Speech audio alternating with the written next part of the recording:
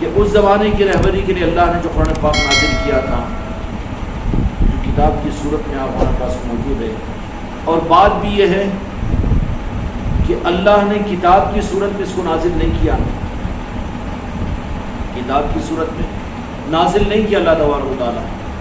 اگر اللہ تبارک و تعالیٰ کو مقصود اگر اس قرآن کی حفاظت صرف جیسے کہ کہا جاتا ہے کہ یہ دین کی حفاظت کے نظام ہے کہ قرآن پاک کو ایک جگہ جمع کر دیا گیا ہے اور دین کی حفاظت کے دعوے کیے جاتے ہیں کہ ہم محافظین ختم نبوت ہے یا محافظین دین ہے، دین کی حفاظت ہم سے ہو رہی ہے، ہم کر رہے ہیں، تو اگر یہی سب سے اعلیٰ طریقہ ہوتا کہ قرآن پاک کو ایک جگہ اگر جمع کر دیا جاتا، تو کیا یہ سوال پیدا ہوتا ہے کہ اللہ تبارک و تعالیٰ نے پھر باضابطہ عرش الہی سے قرآن پاک کو جمع کر دے کر اس پر مہر لگا کر، جیسے یہاں پر قرآن پاک پبلشر ہوتا ہے، طباعت کی جاتی ہے، تو کہاں سے تباہ ہوا کہ یہ طائف سے تباہ ہے، یہ مکہ مکرمہ میں سے تباہ ہے، اور یہ کراچی سے ہے، یہ ہندوستان سے، یہ ممبئی سے ہے، کہاں سے شائع ہوا، کہاں سے تباہ ہوا، مہر دیتے ہیں، اس کو دیکھ کر آدمی اعتماد کر دیتا ہے، اس کے اوپر ذمہ داری ہوتی ہے اس کی۔ تو اللہ کے کلام پر دوسرے کی مہر، یہ خدمت کے درجے میں انکار مت کرو، نہ رہے بانس نہ بجے بانسری، قیامت تک کے لیے کسی کو اس قرآن پاک کے بارے میں نہ سلمان رشدی پیدا ہو سکتا تھا، نہ تسلیمہ نسرین پیدا ہو سکتی تھی، نہ وسیم رضوی پیدا ہو سکتا تھا، نہ عبداللہ ابن ابی ابن سلول پیدا ہو سکتا تھا ظاہر کے اعتبار سے، اگر اللہ تبارک و تعالیٰ مہر لگا کر کہ عرش الہی سے یہ میرا کلام ہے، اچھا پھر اللہ اپنا کلام نہیں بولا، اس کو بولا تو ہے نا، مگر اور زیادہ ہمارے نظریے کے مطابق میں جو خدمات کے اوپر ہماری نظریں چلی جاتی ہے اور اصل چیز سے جو نظریں ہٹ جاتی ہے، مستند، یہ تفسیر مستند، یہ ترجمہ مستند، یہ پبلشر کی قرآن پاک بالکل مستند، اور وہاں سے شائع ہوا مکہ مکرمہ سے یا طائف سے یا یمن سے یا لبنان سے، یہ بہت مستند ہے۔ مستند کیوں ہے؟ اس لیے کہ اعتماد کیا جاتا ہے اس ادارے پر کہ اس کی سند ہے، اس کو ہوتا ہے کہ نہیں ہوتا۔ اسی طریقے سے اور سمجھنے کے لیے اب اس زمانے کے اندر مسلک و جماعت کے نظریات میں امت بہت دور نکل رہی ہے حق سے، تو پھر کیا ہوگا کہ آدمی قرآن پاک اللہ کا قرآن خریدے گا لیکن کھول کر دیکھے گا کہ نہیں، یہ نہیں، اشرف علی صاحب تھانوی کا ترجمہ دو، یا ابو الاعلیٰ مودودی کی تفسیر دو، اعلیٰ حضرت کی تفسیر دو، قرآن پاک لے رہا ہے تو، لیکن وہاں کیا کہہ رہا ہے؟ نام لے رہا ہے کہ نہیں لے رہا ہے؟ تو پھر اس رخ کے خاتمے کے لیے بہترین ایک نظام تو یہ ہو سکتا تھا نا کہ اللہ تبارک و تعالیٰ اگر اسی کو ہم اگر یہ سمجھے، اسی کو ہم یہ سمجھے جیسے ہر ایک اس زمانے کے اندر 15ویں صدی میں نازا ہے اور ہر ایک اپنے اعتبار سے یہی سمجھ رہا ہے کہ ہم جن سے متفق ہیں ان کا ترجمہ، ان کی تفسیر، ان کا ترجمہ، ان کی تفسیر اور ان کا خلاصہ اور وہ پبلشر کا قرآن اور وہ کمپنی کا شائع کیا ہوا قرآن، ان بنیادوں کے اوپر آج اعتماد کیا جاتا ہے، کیا جاتا ہے کہ نہیں کیا جاتا؟ تو پھر اس کا سب سے اعلیٰ تدارک تو یہ ہو سکتا تھا، چلو رب کی بارگاہ میں یہی پوچھتے کہ اللہ تعالیٰ اپنے محبوب کی امت کو اتنے فکروں میں ڈالنے کے بعد میں اگر کوئی آیا ایک آدمی اور کہہ رہا ہے وہ کہ مجھے اشرف علی صاحب کے ترجمے کی کتاب ہونا چاہیے، اگر کتاب والا کہہ دیا کہ وہ تو 500 روپے میں لیکن یہ لے لیجیے 300 روپے میں، تو بولے کہ ہاں کس کی ہے؟ یہ اعلیٰ حضرت کی۔ نہیں بھائی مجھے یہ نہیں چاہیے، مجھے تو وہ چاہیے، وہ 500 میں 500 دوں گا بھائی۔ رخ بنا ہوا ہے کہ نہیں بنا ہوا ہے؟ نہیں۔ اب ہمارے حضرت جو ترجمہ پڑھتے ہیں مرید بولے کہ نہیں، ہمارے حضرت جو پڑھتے وہی ایک نظریہ بنا ہوا ہے۔ تو یہ حضرتوں اور حضرتوں ابو الاعلیٰ اور اعلیٰ اور اعلیٰ والا مالا میں ان سب سے امت کے لیے تک مسئلہ بن جاتا بہت آسان کہ اللہ کا کلام ہے تو اللہ تبارک و تعالیٰ خود مہر لگا کر دے دیتا اپنے محبوب کو امت کے لیے کہ میرے محبوب کی امت گمراہ نہ ہو۔ پھر مہر کون سی؟ یہ 30 پارے اور اس کا ترجمہ یہ، یا پھر یہ قرآن پاک، اس کے اوپر عرش سے اللہ تبارک و تعالیٰ نے مہر لگا دیا۔ کیا لگا دیا؟ مہر لگا دیا۔ مہر کس کی ہے؟ دستخط اللہ تبارک و تعالیٰ کی طرف سے۔ تو پھر کسی بندے کی تو جرت ہی نہیں ہو سکتی ہے، نہ شیعوں کی، نہ سنیوں کی، نہ ان کی، نہ ان کی، کوئی نہیں سکتی تھی، گنجائش ہی نہیں رہتی تھی۔ لیکن اللہ تبارک و تعالیٰ نے وہ نہیں کیا، بلکہ اللہ تبارک و تعالیٰ نے قرآن پاک کو تو 30 پاروں کی صورت میں بھی خود اللہ تبارک و تعالیٰ نے نہیں، بلکہ میرے مصطفیٰ نے بھی اپنی حیات ظاہرہ میں جمع نہیں کروا دیا، بلکہ چیدہ چیدہ چیدہ چیدہ چیدہ چیدہ، کہیں پر تانبے کی پتیوں پر لکھے ہوئے، کہیں پر کپڑوں پر، کہیں پر پتوں پر، اور کہیں پر ہڈیوں پر۔ قرآن پاک جب نازل ہوتا تھا تو صحابہ کرام اس کو لکھ، ان سب کو جمع کر کے پھر اب یہ 30 پاروں کی شکل کے اندر میں جمع کیا۔ اب یہ 30 پاروں کی صورت میں جمع ہو گیا یہ قرآن پاک قاری اور حافظوں نے، اور یہ بھی جو جہد پیدا ہوئی، حضرت عمر فاروق رضی اللہ عنہ کے زمانے میں ایک معرکے کے اندر میں 36,000 قاری اور حفاظ ایک ہی معرکے میں شہید ہو گئے۔ صحابہ کو فکر ہوئی کہ اگر ایسا ہوگا تو قرآن پاک کے حفاظ اگر چلے جائیں گے تو پھر کیسے ہوگا؟ اچھا، پھر وہ حافظ جو قرآن پاک کے حافظ ایک ہی معرکے کے اندر میں اتنے شہید ہوئے، جس کی وجہ سے قرآن پاک کو ایک جگہ جمع کیا گیا، جس کی وجہ سے صحابہ کرام کو ایک جہد ملی کہ قرآن پاک کو ایک جگہ مجتمع کرنا چاہیے۔ جامع القرآن عثمان ابن عفان رضی اللہ تعالیٰ عنہ، یہ عنوان کیوں آیا کہ وہ، تو مجھے یہ بتاؤ کہ وہ صحابہ کرام رضی اللہ تعالیٰ عنہ جو 36,000 کی صورت میں یا سو اور ہزاروں کی تعداد میں جو صحابہ جو حافظ تھے، تو جو حافظ تھے وہ صحابہ کرام رضی اللہ اجمعین، جبکہ قرآن کی صورت یہ نہیں تھی، تو کیا انہوں نے سورہ فاتحہ بسم اللہ الرحمن الرحیم الحمدللہ رب العالمین الرحمن الرحیم الف لام میم ذالک الکتاب لا ریب فیہ ھدی للمتقین، یا دوسرا معنی سیقولون، ایسا وہ حافظ تھوڑی تھے ہوں گے، جبکہ جمع تو تھا ہی نہیں قرآن، مگر وہ حافظ تھے، کوئی ترتیب نہیں تھی، اور قرآن پاک حافظوں سے سنا جاتا تھا۔ حضرت عمر رضی اللہ عنہ کے زمانے میں تو مستقل حافظ قرآن پاک سناتے تھے، پھر سنانے کی ترتیب کیا رہتی تھی؟ یہی 30 پارے اور یہی ترتیب کے ساتھ۔ تو جب یہ جمع تو بعد میں ہوئے ہیں، کیا ایسے جمع ہونا کیا ان حافظوں کا تھا؟ نہیں، بلکہ اس وقت میں قرآن کی سند، قرآن پاک کی کہ یہ قرآن پاک ہے، تو قرآن پاک کو جلد اور کاغذوں پر امت اعتماد نہیں کرتی تھی، بلکہ قرآن پاک کے معاملات میں اعتماد چلنے پھرنے والے قرآن پاک پر کیا کرتے تھے، اور وہ چلنے پھرنے والے جو تھے جن کو میرے مصطفیٰ نے صحابہ کی صورت میں تیار کیا تھا، اور ان صحابہ کرام رضی اللہ تعالی نے تصدیق کر دی کہ یہ قرآن پاک ہے، تو پھر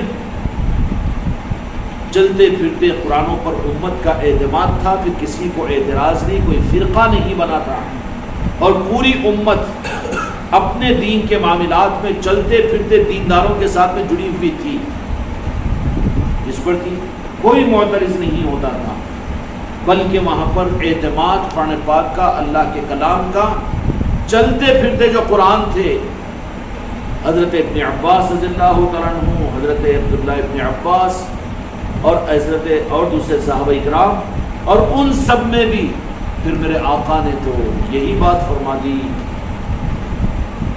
کہ چلتا پھرتا قرآن، قرآن کا جو اصل ترجمان اور قرآن کی جو تصدیق کرے گا، جو قرآن تمہارے ہاتھوں میں کتابوں کی شکل میں بھی رہے گا، تو وہ قرآن کی صحیح تفسیر کرنے والے، صحیح قرآن کی ترجمانی کرنے والے میرے اہل بیت ہوں گے۔ تو اصل قرآن پاک بھی تو قیامت تک بھی اہل بیت کے ساتھ میں جوڑ دیا گیا ہے، آل رسول کے ساتھ جوڑ دیا گیا ہے۔ کس کے ساتھ جوڑ دیا گیا؟ آل رسول کے ساتھ میں جوڑ دیا گیا۔ تو صحابہ کے زمانے میں تو یہ 30 پاروں کے اندر میں قرآن نہیں تھا، اور 1 پارہ 2 پارے 3 پارے، یا پھر حافظ بنانا ہو تو پہلے 30واں پارہ یاد کراتے ہیں، اس کے بعد میں پھر ادھر سے پڑھاتے ہیں، یہ نظام تو نہیں تھے۔ پھر وہاں پر جو قرآن پاک کی صورت تھی اور اس کی تصدیق جو ہوتی تھی، قرآن وہ ہوتا تھا جو چلتے پھرتے قرآن جن کو تیار کیا تھا میرے آقا نے.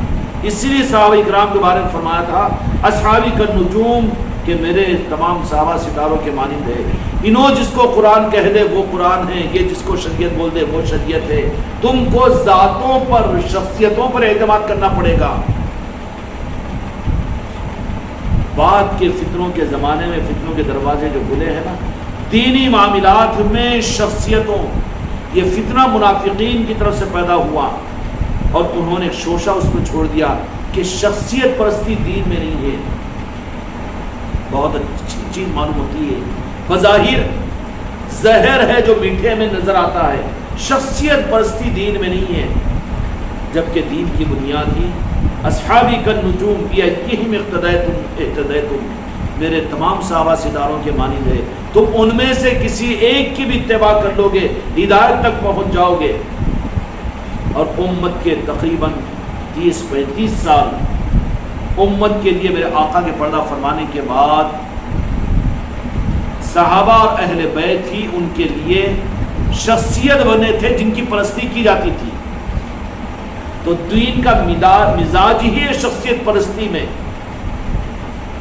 اور اس سے آزادی اہل نفس پرستی اس کو برداشت نہیں کرتے ہیں.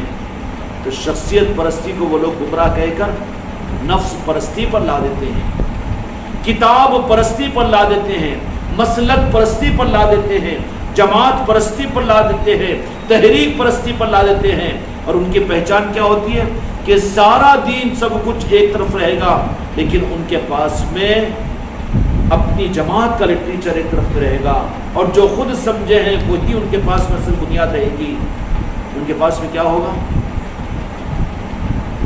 جو شخصیت پرستی کی نظام، حق پرستی کا نظام تھا، امت کو میرے آقا نے اپنے بعد کتابوں سے، نظاموں سے، جماعتوں سے، مسلکوں سے نہیں جوڑا تھا، بلکہ اپنے بعد میں میرے آقا نے امت کو مولا علی کے ساتھ اور آل علی اور اولاد علی کے ساتھ میں جوڑ دیا اور کہا کہ ان کے ذریعے سے تم حق پرستی کو حاصل کرو.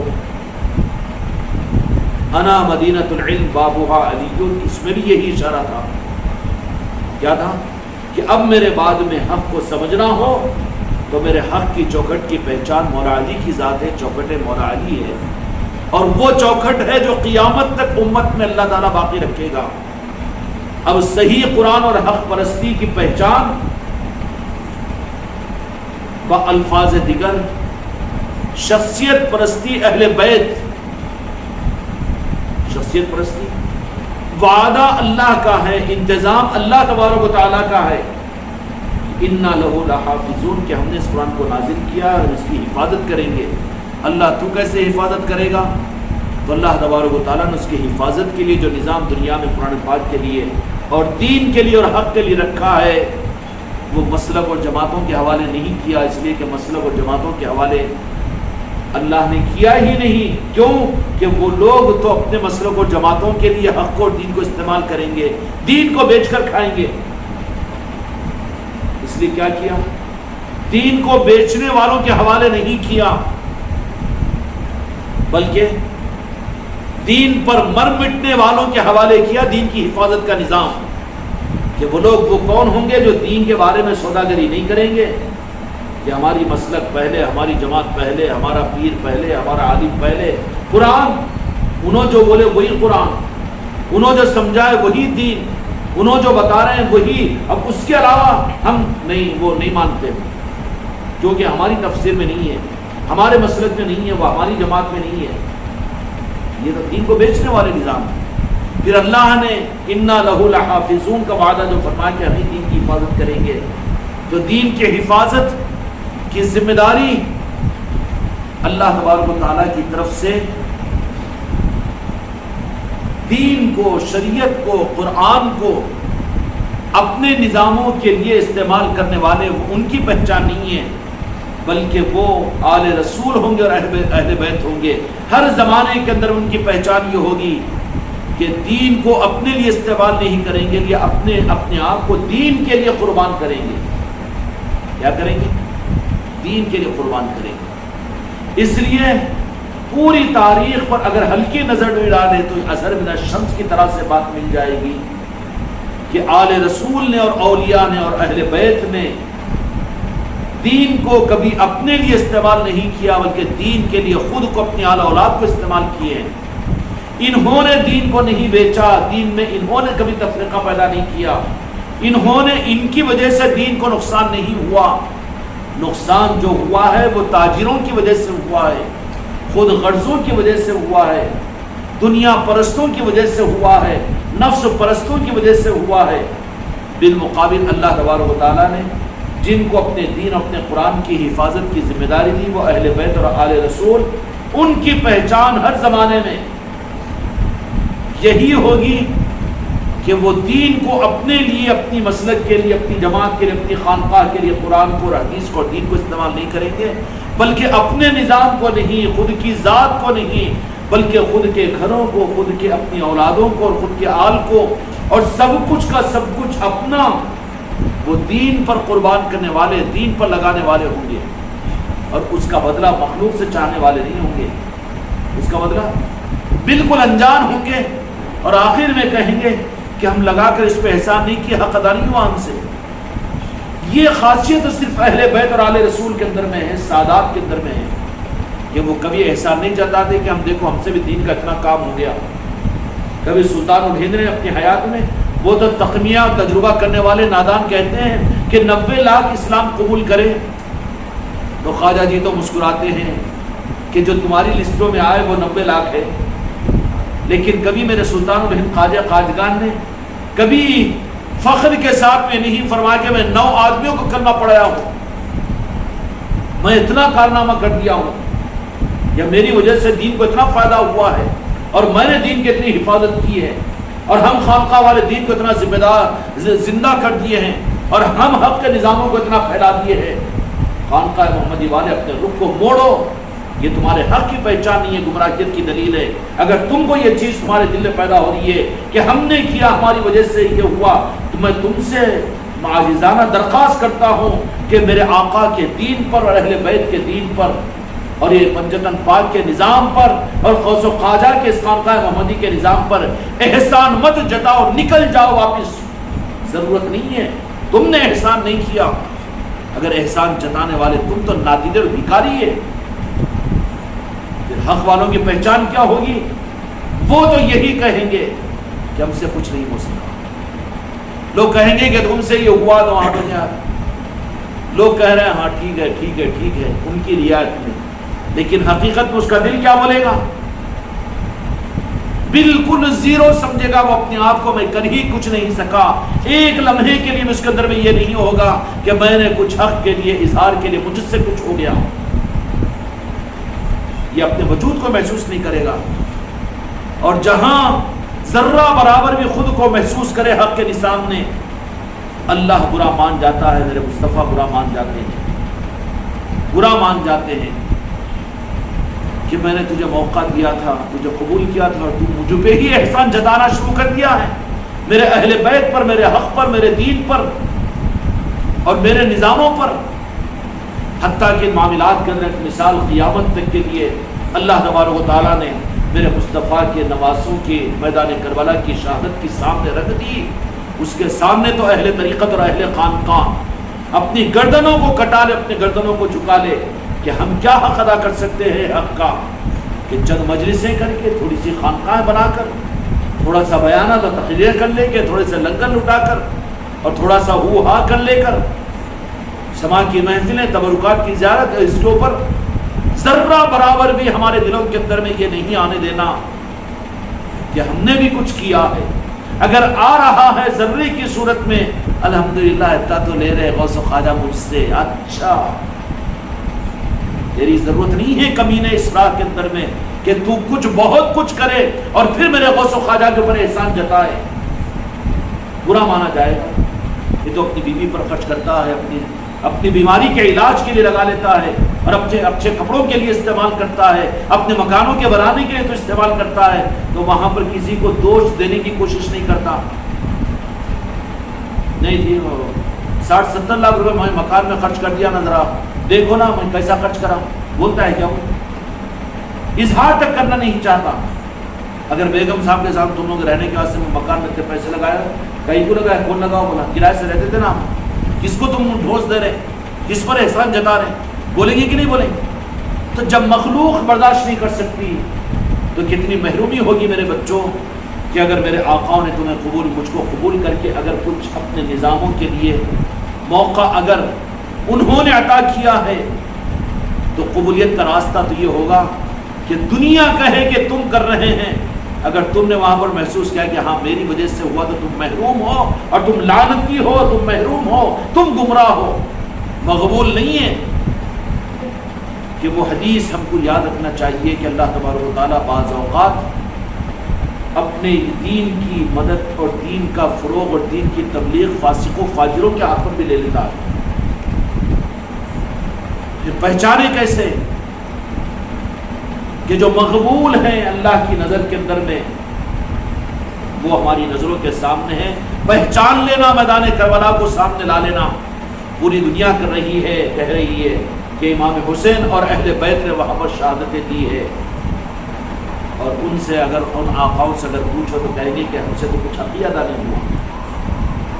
کیا ہوا؟ حق ادا نہیں ہوا. کیا تم نے اور ہم نے حق کے لیے اپنی آل اولاد کو شہید کروایا, اپنے وطن اور اپنی عزتوں کو ملیا بیٹ کیا, یہاں پر ڈھوس دینے کی؟ بھئی یہ نظام ہے, اس کے واسطے تو ہم اپنی اولاد سے بھی کٹ گئے, بھئی خاندان سے بھی کٹ گئے, لوگوں سے بھی کٹ گئے, معاشرے. ارے کٹ گیا کہ کو جا کے مر وہیں پر, کس نے کاٹا؟ کیوں تو احسان جتانے کی کوشش کر رہا ہے اس نظام کے لیے؟ میں اس بات کو بالکل گوارا نہیں کروں گا کہ کوئی میرے اس نظام کے معاملات میں احسان جتانے کا کروڑواں حصہ بھی اپنے اندر پیدا کرے تو میں اس کو مشورہ نہیں, حکم دیتا ہوں کہ ابھی اپنے رخ کو وہ موڑ دے. اب اگر غوث و خواجہ بھی اگر سامنے آ کر یہ کہہ دے کیا ماشاءاللہ ہم نے تم سے میرا شہزادہ ہے اور یہ ہم ان سے کام لے رہے ہیں, نہیں میں تو آپ کے نہیں.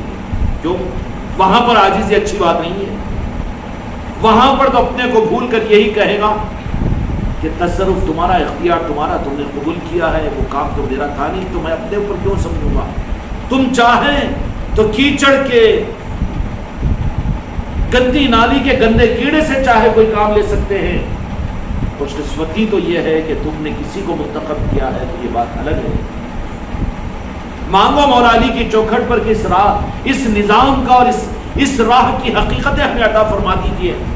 خلاف اس کے کہ غوث و خواجہ بھی تو اب عاجزی کے اندر میں انکار بھی نہیں کریں گا. وہ کہہ رہے کہ تم سے ہم نے کام لیا, نہیں میں کیا کام کر سکتا, نخرے کر رہا ہے, اندر کا نفس بول رہا ہے تیرا میں نہیں.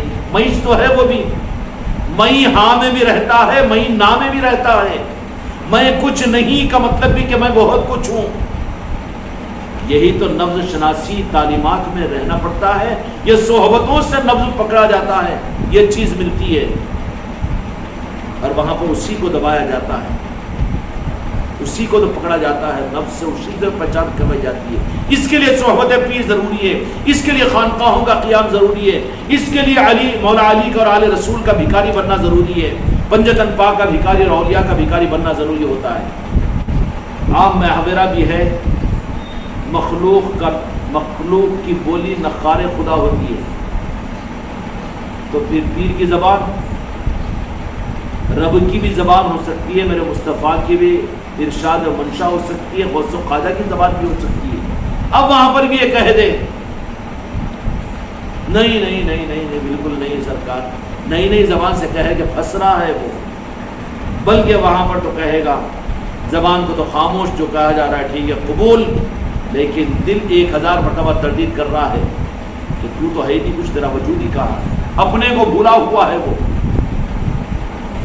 اس لیے اس راہ کا سپاہی وہ ہے جو خود کو بھول جائے.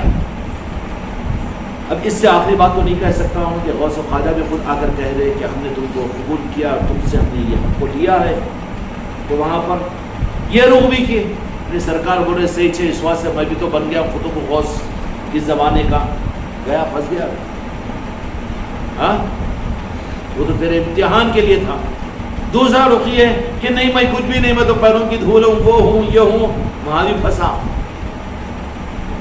پھر بچا کون؟ جو قلب کے اعتبار سے خود کو بھول جائے. ہاں بالکل ہے, سرکار آپ چاہ رہے ہیں خانقاہ محمدی میں بیٹھ کر کیا آپ کا نام لیوا غلام ہوں، عرش پر بھیج دیجئے، جبرائیل امین کو درس معرفت دوں گا. ایسی ہمت اس کے اندر میں ہو. اس لیے اولیاء میں اکثر ایسوں کو کھڑے کر دیتے ہیں کہ جن سے لوگ ارے عالم ہے گی، انہوں یہ ہے گی اور انہوں وہ ہے گی، بات بھی نہیں کر سکتے، ٹیڑھے میڑھے ہوتے، لوگوں کی نظروں میں نہیں ہوتے اور بالکل انون پرسن رہتے ہیں، گمسم، لوگ پہچانتے نہیں، لوگوں میں اپنی پہچان کروانا نہیں چاہتے. یہ راستہ بہت بچ کر چلنے کا راستہ ہے. کہیں پر اگر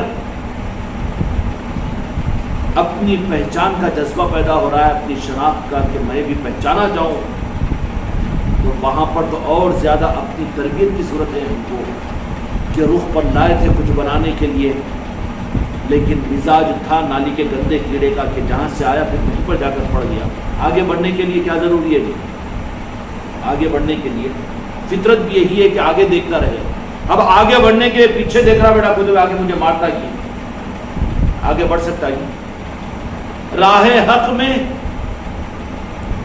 پیچھے میں اتنا کر دیا نا، میرے گھر پہ محفل ہو گئی نا، میں بھی اتنا کرا دیا نا، وہ بھی ہو گیا نا، میں یہ بھی لنگر کرا دیا نا، میں وہ بھی نعت پڑھ لیا نا، میں بھی اتنی مجلسوں میں آ گیا نا، روزانہ خانقاہ میں بھی آ رہا ہوں نا. پیچھے پلٹ پلٹ کر دیکھ رہا ہے تو آگے چل سکتا ہے؟ گرے آگے کیا ہوتا؟ گندی گو کی نالی آتی ہے وہاں پر، ہاں دڑم مر کے گر جاتا. راہ حق میں پیچھے دیکھنے والا آگے چل نہیں سکتا. آگے چلنے والے کے لیے تو صرف آگے نظر رکھنا پڑے گا، پیچھے کو نہیں. جو گزر گیا چھوڑ دے اس کو، کل کا دن جتنی قربانیوں کے ساتھ جو کچھ بھی. اور آگے میں آگے اہل طریقت اور اہل خانقاہ محمدی کے لیے آگے تمہاری منزل اور تمہارے لیے ہمتوں اور تمہارے اندر میں اپنی ذات سے عزم و قوت کے پیدا کرنے کے لیے تمہارے پیر کی تعلیمات دوسرے نمبر پر، خانقاہوں میں آنا دوسرے نمبر پر. لیکن کہیں بھی اگر تمہاری ہمت تھوڑا سا اپنی ذاتوں کے اوپر نظر جا رہی ہے، اپنی قربانیوں پر نظر جا رہی ہے اور اپنے کرنے کرانے پر نظر جا رہی ہے، تو فوراً میدان کربلا کو سامنے کر لینا. آگے تو میدان کربلا ہے ہمارے خانقاہ محمدی کے وابستگان کے لیے، خلیفہ و مرید اور مریدان کے لیے. ہمیشہ اپنی نظروں کے سامنے میدان کربلا رکھو کہ آگے تو صرف کیا ہے؟ تمہارا پیر، تمہارا نظام، تمہاری صدی کا، 2 صدی کا علامہ ابو العلا یہ لوگ نہیں ہیں، بلکہ اہل خانقاہ محمدی کے لیے آگے تو ہم نے تمہارے لیے، تمہاری ترقی کے لیے جس ذات کو رکھا ہے، جو جگہ کو رکھا ہے ہم نے، وہ کربلا ہے. اس کو دیکھو تو پھر وہاں پر شرمندگی کے ساتھ میں پیچھے پلٹ کر دیکھ کر حماقت تمہاری ختم ہو جائے گی اور پھر سے حوصلہ ملے گا اور پھر سے یہی سمجھو گے کہ وہ اہل بیت اور وہ جو جنت کے مالک اور جو عرش کے تارے، ان لوگوں نے اپنے اہل بیت کے ساتھ میں اتنا سب کچھ قربان کیا اور اتنا سب کچھ کیا. تو اے کمینے تیری اوقات کہ تو اپنے کو کچھ سمجھے. جہاں اپنا احساس ہوا تو سمجھو کہ وہاں پر تمہیں اپنی اصلاح کی ضرورت ہے، تم کو بھی اور مجھ کو بھی. اور جو حق کی راہ پر اس کی پہچان یہ ہوگی کہ وہ ہمیشہ کچھ ہو نہیں سکا اس احساس میں رہے گا. تمہارے اور ہمارے لیے اصل لیاب اور ہمارے اور تمہارے لیے اصل میں رکھنے، نظروں میں رکھنے کی چیز ہم نے بالکل کھلی طور پر کہہ دیا کہ اہل خانقاہ محمدی کے لیے قیامت تک مرید اور خلیفہ و مریدان کے لیے کہ آگے بڑھتے رہے، تم کو تمہاری منزلیں کھوٹی نہ ہو، اس کے لیے ہمیشہ تم ہم کو بھی سامنے رکھو تو بھی خطرہ پیدا ہوگا کہ کتنے دوست تو کتنے دشمن، اور کتنے اچھے تو کتنا برا، اور کتنی اچھائیوں کا تو کیا سوال ہے لیکن کتنی کمیاں. اور اس کی وجہ سے ہو سکتا ہے کہ تمہاری منزلیں کھوٹی ہو، لیکن پاک خدا کی قسم اہل خانقاہ محمدی کے لیے قیامت تک میدان کربلا کو سامنے رکھنا، پنجتن پاک کو سامنے رکھنا، تو تمہاری ترقی رکے گی نہیں، تمہاری ہمت پست نہیں ہوگی، تمہارے قدم ہلکے نہیں ہوں گے اور تمہاری رفتار میں سستی پیدا نہیں ہوگی، بلکہ لڑکھڑاتے ہوئے پیروں کے ساتھ بھی بیماری کے آخری درجے میں بھی پھر نظاموں کے لیے مر مٹنے کا جذبہ تمہارے اندر باقی رہے گا. اس لیے میرے آقا دو جہاں کے مالک نے حق کے لیے قرآن مجید کو اللہ تبارک و تعالیٰ نے جہاں پر دیا تو اس زمانے کے اندر میں اللہ تبارک و تعالیٰ اپنے محبوب پر کتابی صورت میں نازل کر دیتا اور وہاں پر اسٹیمپ لگا دیتا کہ یہ عرش سے ہم بھیج رہے یہی 30 پارے. تو بظاہر قرآن کی پوری حفاظت تھی نا جی, کوئی نہیں کہہ سکتا تھا نا, لیکن خدا نے وہ نہیں کیا, میرے مصطفیٰ نے بھی وہ نہیں کیا. اور جب تک امت میں یہ رخ رہا, امت میں خیر رہا, کل خیر رہا, پھر کیا کیا قرآن کے سند کے لیے اور قرآن پاک کے اطمینان کے لیے, قرآن پاک اور حق کی حفاظت کے لیے شخصیت پرستی دی تھی. کیا دی تھی؟ شخصیت پرستی. قرآن مجید فاتبعونی فاتبعونی فاتبعونی واطیعوا اللہ واطیعوا الرسول واولو الامر, مانو مانو مانو. اب بعد والے ظالموں نے پیاز کو ایک دم بیاج بنا دیا. شخصیت پرستی نہ ہو, بہت اچھا معلوم ہوتا. شخصیت پرستی نہ کو, جو کہہ رہا ہے ممبر سے یا کوئی بڑے اسٹیج پر بیٹھ کر بھی شخصیت پرستی نہیں کرنا, تو سمجھ لینا کہ وہ نفس پرستی کی دعوت دے رہا ہے. کئی کی دعوت دے رہا ہے؟ شخصیت پرستی سے ہٹا کر پھر اس کو نفس پرستی پر لا رہا ہے. پھر شخصیت پرستی رہے گی تو نفس پرستی سے وہ بچے گا, اور شخصیت پرستی جو حق پر اس کو سنبھال کر رکھتی تھی تو وہ تو ایسا ہے کہ سواری پر سوار بیٹھا ہوا ہو تو نکیل اگر ہو تو پھر سواری وہ منزل پر پہنچائے گی. لیکن یہ نہیں کہ کسی جانور کو اتنا پابند مت کرو, ظلم اللہ معاف نہیں کرتا, اس لیے نکیل چھوڑ دو اس کو اور اس کے اوپر بیٹھ کے رہو. تو وہ گھوڑا لے کے تو پھر گڑھے میں ڈالے گا نا. نکیل ضروری ہے. وَابْتَغُوا إِلَيْهِ الْوَسِيلَةَ, کہ اپنے آپ کو کسی کے تابعداری کے اندر میں دو. کا مطلب کیا ہوا کہ اسلام کے اندر میں شخصیت پرستی انہوں نے زہر آلودہ بنا دیا اس جملے کو. ورنہ فَاتَّبِعُونِی ہے قرآن پاک کی کہ تم تابعدار بنو, اور تابعداری دین کا مزاج ہے. کہے گا دین کا مزاج ہے کہ نہیں ہے تابعداری؟ 5 وقت کی نماز میں تابعداری امام کی کرتے کہ نہیں کرتے؟ یا کہ رکعت بنتے اس سے پہلے رکوع کر لیا, اس کے بعد میں سجدہ کر لیا, سجدے کے بعد میں رکوع کر لیا, چھچوراپن ہو جائے گا کہ نہیں ہو جائے گا؟ رکعت باندھتے ہی ٹریننگ دی رب العالمین نے کہ تابعداری کرو جس امام کے پیچھے کھڑے ہوئے ہو, وہ جب چاہے رکوع میں جب چاہے سجدے کے اندر میں. تابعداری دین کا مزاج ہے. اور جو تابعداری سے جن کو الرجی ہے, جو یہ کہتے ہیں کہ شخصیت پرستی نہیں کرنا چاہیے, شخصیت پرستی سے مطلب کیا ہے کہ کسی شخص کو خدا کا مقام دیا جائے, اور یہ کوئی مسلمان سے ممکن ہی نہیں ہے. مانے گا کہ ارے ہم تو یہ کہتے ہیں کہ کسی مسلمان سے تو دور کی بات ہے, یہ تو ہو ہی نہیں سکتا, کوئی ہو ہی نہیں سکتا. بلکہ کسی مندر کے بت پرست کو بھی جا کر پوچھو کہ یہ خدا ہے کہ لکڑی کے بت کو خدا نہیں کہے گا, خدا کا روپ ہے, خدا کی آتما ہے, کچھ کا کچھ کہے گا, خدا نہیں کہے گا اس کو. خدا کون ہے؟ ایشور تو ایک ہی ہے جو اوپر ہے کہے گا. تو انہیں وہ قبول نہیں کرتا. اب لا کے تانا مسلمانوں کو دے رہا ہے شخصیت پرستی حرام ہے. اچھا, شخصیت پرستی بمانے خدا کے ہے اور وہ مسلمان سے مشکل ہے. لیکن یہ شخصیت پرستی تو قرآن کی حفاظت کے لیے رب العالمین نے شخصیت پرستی کو اگر دور کرنا ہوتا, جس کو یہ شخصیت پرستی یعنی پیاز کو بیاج کہلوا رہے ہیں, تو اس کے لیے تو اللہ تبارک و تعالیٰ یہ کرنا چاہیے تھا کہ قرآن پاک کو اپنی مہر لگا کر دے دیتا تو کوئی لفڑا ہی نہیں ہوتا تھا. لیکن مہر لگا کر نہیں دی, کتابی صورت میں قرآن پاک نہیں دی اس امت کو, بلکہ کیا کیا, شخصیت پرستی پر قرآن کی تصدیق کروائی کہ جو میرے مصطفیٰ کہے وہ قرآن ہے, جو آل رسول کہے وہ قرآن ہے, حق وہ ہے جو علی کی زبان سے ہر زمانے میں ظاہر ہوگا اور اہل بیت کے ذریعے سے حق ظاہر ہوگا ہر زمانے کے اندر میں ظاہر. اس لیے ہر زمانے کے اندر میں قرآن کا حق بھی وہ ہے جو اہل بیت سے ظاہر ہو. حقیقت قرآن اور روح قرآن بھی وہی ہے جو اس زمانے کے اہل بیت اور آل رسول ہو, ان کے ذریعے سے جو قرآن کا جو کچھ بھی نظام ہے وہی حق کی پہچان ہے. اس لیے شخصیتوں سے جوڑ دیا تھا قرآن کو اور دین کو اور حق کو، فاتبعونی کہہ کر، اصحاب النجوم کہہ کر. اور جب تک یہ امت میں یہ کتابی صورت میں قرآن نہیں تھا، مسلک اور جماعتیں نہیں بنی تھی. یہ بھی حکمت تھی خدا پاک کی، اس کا انکار نہیں کرتے. یہ بھی خدمت ہے.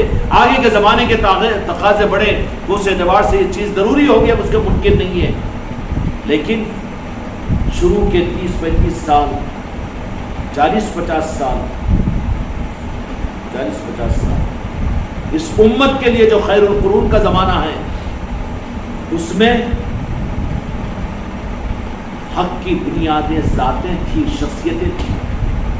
حضرت ابوبکر رضی اللہ عنہ کو امیر المومنین مانے، عمر فاروق رضی اللہ عنہ کو امیر المومنین مانے، عثمان ذو النورین کو امیر المومنین مانے، مولا علی مشکل کشا علیہ الصلوۃ والسلام کو تشریف لائے. امت کے لیے تو دونوں قرآن پاک کے دونوں صفوں کو جوڑ دیا اور کہا کہ 3 خلفائے راشدین کے زمانے کے اندر میں حق کو پاڑ دیا گیا تھا. کیا کر دیا گیا تھا؟ حق کو پاڑ دیا گیا تھا. اہل شریعت اور اہل طریقت کے نظام الگ ہو چکے تھے. اب مولا علی نے خلافت کو اختیار کرنے کے بعد میں، اپنی خلافت کے اعلان کے بعد میں، اب دونوں صفحات کو ملا دیا اور کہا کہ حق کو یہاں پر علی پر جمع کر دیا گیا اور علی پر جمع کیا گیا. تو اب اس حق کو صرف حق کے اظہار کا واحد راستہ آل علی اور اولاد علی ہے. کیا ہے؟ آل علی اور اولاد علی ہے. ہر زمانے کے اندر میں قرآن کے ساتھ میں اہل بیت جو ہوں گے، سادات جو ہوں گے، اولیاء جو ہوں گے، وہی حقیقی قرآن دینے والے ہوں گے اور وہی حق کو دینے والے ہوں گے. اور امتیوں کے لیے اپنے حق کے معاملات کے اندر میں یہ دیکھ لینا کہ کس نظام کے ساتھ میں حق ہے. حق کی پہچان کے لیے حوالے، صدی، مفسرین، محدثین، یہ سب دوسرے نمبر پر ہے. لیکن یہ دیکھ لینا کہ حق کا وہ نظام ہے جس کے ساتھ میں غوث و خواجہ ہے، جن کے ساتھ میں پنجتن پاک ہے، جن کے ساتھ میں اولیاء ہے، اولیاء کی تاریخ ہے، جو علی والے ہیں، آل علی اور اولاد علی والے ہیں، جو آل رسول ہے، آل رسول والے ہیں، وہی اصل میں حق والے ہوتے ہیں. بلکہ اس راہ میں چلتا رہے گا وہ، اور اس کو قبول کیا جائے گا اور اس کو حق کا سپاہی بنایا جائے گا جو خود کو محسوس ہی نہ کرے، خود کو محسوس ہی نہ کرے، عاجز انکساری کے ساتھ میں خود کو، اپنے وجود کو بلایا ہوا ہو، بہت کچھ کرے لیکن لوگ کہے تم کو کہ تم کر رہے ہیں تو کہیں میں کیا، میں کون ہوں. اتنا اپنے آپ کو بلانے کی ضرورت ہے. ان سے پھر کام لیا جائے گا. اللہ تعالیٰ حق کے ساتھ سب کام ہو رہا ہے. وہاں پہ لا الہ الا اللہ.